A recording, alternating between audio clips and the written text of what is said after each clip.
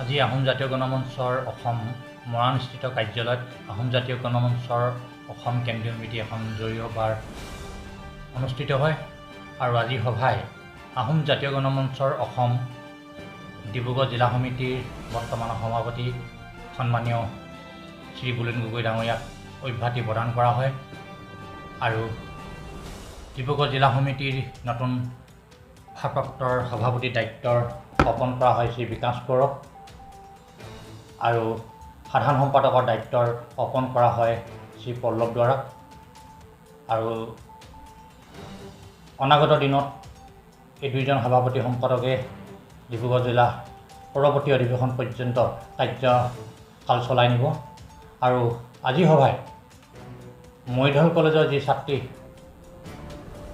নন্দিতা শইকীয়াৰ আত্মা সদ্গতি কামনা কৰি আমি 1 মিনিট মৌন প্ৰাৰ্থনা কৰোঁ। পৰিয়ালবৰ্গলৈ আমি সমবেদনা জ্ঞাপন কৰোঁ। লগতে আজি সভাই চৰকাৰক আমি দাবী উত্থাপন কৰিছোঁ যে নাৰী সুৰক্ষা আইন সুনিশ্চিত কৰিব লাগে আৰু লগতে